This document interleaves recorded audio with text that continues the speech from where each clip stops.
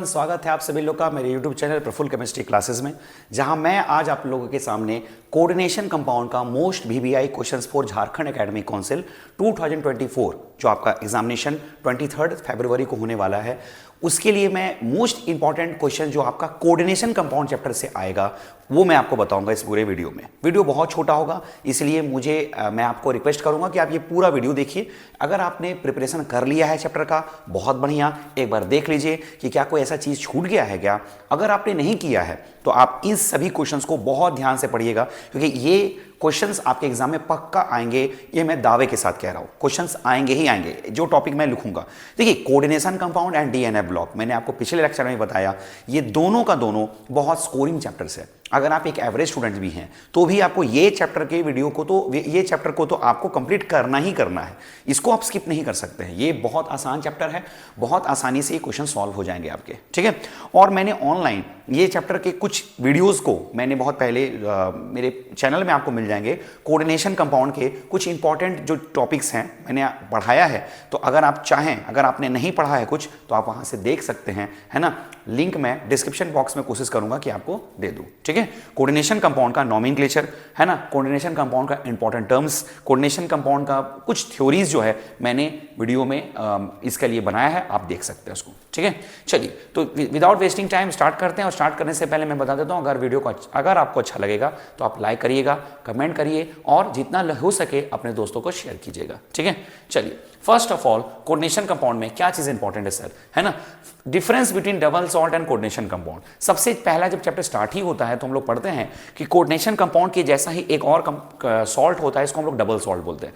उस double salt और coordination compound में क्या डिफरेंस है, ये हम लोग पढ़ते हैं। Difference between double salt and coordination compound, ये आपका फर्स्ट टॉपिक होता है, ठीक है। तीन डिफरेंस आप कम से कम याद रखिएगा, एक तरफ कोऑर्डिनेशन कंपाउंड, एक तरफ डबल सॉल्ट। बहुत आसानी से आप बता दीजिएगा कि डबल सॉल्ट में दो सॉल्ट का इक्विमुलर मिक्सचर होता है, कोऑर्डिनेशन कंपाउंड दो सॉल्ट का इक्विमुलर मिक्सचर हो भी सकता है, नहीं भी हो सकता है। डबल सॉल्ट पानी में जाने पर कंप्लीट आयन में टूट जाएगा, कोऑर्डिनेशन कंपाउंड पानी में जाने पर कंप्लीट आयन में नहीं टूटेगा। डबल सॉल्ट में हर एक मेटल का अपना एक नॉर्मल वैलेंसी होता है, जबकि कोऑर्डिनेशन कंपाउंड में मेटल का दो प्रकार का वैलेंसी होता है, एक का नाम है प्राइमरी वैलेंसी और एक का नाम है सेकेंडरी वैलेंसी। ये चीज आप लिख दीजिएगा। उसके बाद है एम्बीडेंटेट लिगेंड। ये बहुत ही कॉमन सा, एक बहुत आसान सा टॉपिक होता है। लिगेंड का क्लासिफिकेशन में आप पढ़िएगा, एक लिगेंड होता है, इसको हम लोग एम्बीडेंटेट लिगेंड कहते हैं। एम्बीडेंटेट लिगेंड का कुछ एग्जांपल है, जैसे CN NC ये हो गया, SCN NCS ये एक एग्जांपल हो गया, ठीक है। ये सब जो है NO2 माइनस और ONO माइनस ये हो गया, जिसमें दो डोनर एटम तो होते हैं, लेकिन एट ए टाइम सिर्फ एक ही डोनर एटम सेंट्रल मेटल से लिंक होंगे, उन्हीं को एम्बीडेंटेट लिगेंड कहेंगे। कई बार एग्जाम में MCQs में आ जाता है, 4 लिगेंड दिया रहेगा, बोलेगा कौन एम्बीडेंटेट लिगेंड है, पहचानिए, ये वाला चीज है ना। उसके बाद है chelate and chelate effect. Chelate क्या होता है, सेंट्रल मेटल के चारों तरफ एक रिंग जैसा स्ट्रक्चर बन जाता है, लिगेंड जो है एक रिंग जैसा स्ट्रक्चर बना देते हैं। सभी लिगेंड नहीं, केवल डाइडेंटेट और पॉलीडेंटेट लिगेंड ही सेंट्रल मेटल के चारों तरफ एक रिंग जैसा स्ट्रक्चर बना देते हैं। That structure is called chelate, और उससे उस कंपाउंड का स्टेबिलिटी बढ़ जाता है, उसे कहा जाता है किलेट इफेक्ट, है ना। तो आप किलेट क्या है ये भी देख लीजिएगा, कौन कौन से लिगेंड किलेटिंग लिगेंड है। जितने भी डाइडेंटेट या पॉलीडेंटेट लिगेंड होंगे, जैसे EN हो गया, ये हो गया आपका C2O4 2- हो गया, ठीक है, ये सब हो गया, EDTA4- हो गया, ये सभी किलेट इफेक्ट, किलेटिंग लिगेंड कहलाएंगे, ये सब किलेट बनाएंगे, ठीक है।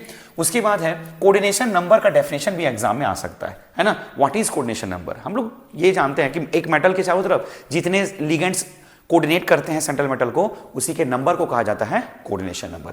अब आ जाइए जो मोस्ट VBI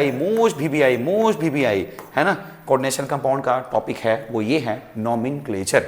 आपके एग्जाम में देखिए, एक तरफ 90% चांस है कि आपके एग्जामिनेशन में नॉमेनक्लेचर है और 10% चांस है बाकी सब है। तो आप मान के चलिए कि आपके एग्जामिनेशन में 90% चांस है कि नॉमेनक्लेचर आएगा ही आएगा, ठीक है। अब वो नॉमेनक्लेचर दो तरीके से आ सकता है, या तो नाम दे देगा और आपको फॉर्मूला पूछेगा, या तो फॉर्मूला दे देगा नाम पूछेगा, दोनों आ सकता है। झारखंड बोर्ड के प्रीवियस ईयर को आप उठा के देखिएगा ना, लगभग अगर आप 15 साल का क्वेश्चन देखिएगा तो 15 में से 13 साल में आपको नॉमेनक्लेचर ही मिलेगा, 13 या 12 साल तो पक्का मिलेगा। इससे सोच सकते हैं कि कितना इंपॉर्टेंट होगा नॉमेनक्लेचर, ये है, करके जाना है। फिर से मैं बोल रहा हूं, अगर आप नॉमेनक्लेचर या फिर ये नॉमेनक्लेचर आप नहीं जानते हैं तो मेरे YouTube चैनल में आपको सिर्फ आप कोऑर्डिनेशन कंपाउंड का नॉमेनक्लेचर पर मैंने वीडियो बनाया है, आप जरूर देख लीजिएगा, आपको समझ में आ जाएगा। ठीक है, जैसे आप देख रहे हैं कुछ मैंने एग्जांपल दिया है, यहाँ कोऑर्डिनेशन कंपाउंड का नॉमेनक्लेचर है, 2007 का क्वेश्चन है, फिर 2013 का क्वेश्चन है, और भी बहुत सारे क्वेश्चन था। मैं ज्यादा PDF में नहीं डाल सकता था इसलिए मैंने यहाँ डाला नहीं, लेकिन ये नहीं सोचेगा 7 और 13 में पूछ रहा है तो रिसेंटली नहीं पूछा जा रहा है। देखिए अब एक और तरीके से नॉमेनक्लेचर आपका पूछेगा, उल्टा क्वेश्चन है, फॉर्मूला लिखना है, IUPAC नेम दिया हुआ है, नेम देके फॉर्मूला पूछेगा। जैसे आप देख रहे हैं यहां नाम दे दिया है और आपसे फॉर्मूला पूछेगा, नाम दे दिया है, फॉर्मूला पूछेगा। 2022 तक में आया है, 22 यहां 18, ये भी देख रहे हैं आप। ठीक है, फ्रीक्वेंटली आता है ये। उसके बाद इसके बाद अगर नॉमेनक्लेचर के बाद का अगर कोई चीज इंपॉर्टेंट है तो वह है ऑक्सीडेशन नंबर। बोलेंगे ये क्या बात हुई सर, ऑक्सीडेशन नंबर तो और आसान है, क्योंकि जब आप नाम लिखते हैं तो सेंट्रल मेटल का ऑक्सीडेशन नंबर भी निकालते हैं, है ना, तो वही ऑक्सीडेशन नंबर केवल पूछ सकता है आपके एग्जाम में। देख लीजिए 2011 का क्वेश्चन, 2012 का क्वेश्चन, पहले ही ज्यादा यही पूछता था झारखंड बोर्ड में।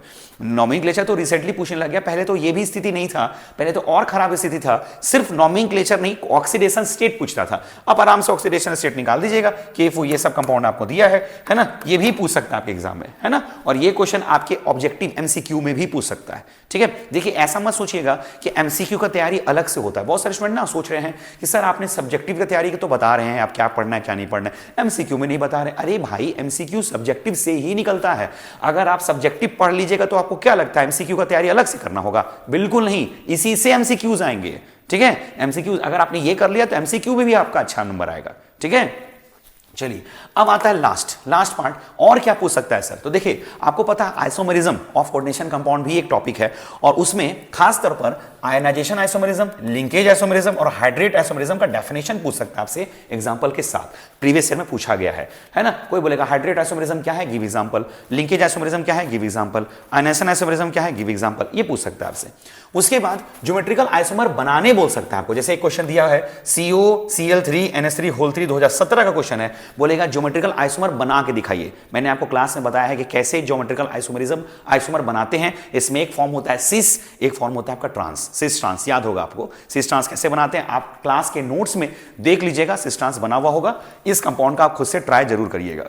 उसके बाद कुछ स्टूडेंट हमसे पूछते हैं, मैंने कल लाइव दिया था, लाइव क्लास में पूछे थे सर VBT पढ़ना है क्या? देखिए VBT पढ़ना तो है, लेकिन झारखंड बोर्ड के हिस्ट्री में VBT से डायरेक्ट बड़े क्वेश्चंस नहीं पूछे गए हैं। मैंने आपको बताया कि 15 साल में से 12 से 13 साल सिर्फ नॉमेनक्लेचर पूछा है, और VBT से क्वेश्चन कभी पूछा ही नहीं है। हाँ, एक साल जैसे 2023 का मैं बात करूं, यानी कि जस्ट पिछले वाले साल में VBT को हल्का सा टच मारा है ना, और वो ये मारा है कि ज्योमेट्री पूछ दिया इस कंपाउंड का, है ना, और ये 1 नंबर वाले जो वेरी शॉर्ट आंसर वाले क्वेश्चन होते हैं उसमें पूछा है।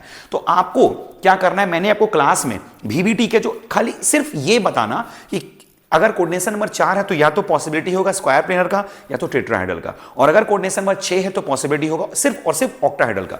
यहां तो देखते ही समझ में आ रहा है कोऑर्डिनेशन नंबर 6 है और आपसे ज्योमेट्री पूछ रहा है तो सीधा बोलिएगा ऑक्टाहेड्रल। लेकिन अगर 4 होता है तो इसके लिए मैंने आपको क्लास में ट्रिक बताया था, आप देख लीजिएगा, है ना। जितना एग्जाम्पल मैंने क्लास में बताया था उतना ही एग्जाम्पल देख लीजिएगा, 10-12 एग्जाम्पल मैंने बताया था, उसको आप देख लीजिएगा बस। उसके बाद आपसे ये भी पूछ सकता है हाइब्रिडाइजेशन और स्ट्रक्चर, ये दोनों पूछ सकता है आपसे। ठीक है, मैंने आपको एक क्लास में कराया था। देखिए एक क्वेश्चन ये भी है, ये भी झारखंड बोर्ड में आया हुआ क्वेश्चन है। ये JCRT क्वेश्चन बैंक का क्वेश्चन है।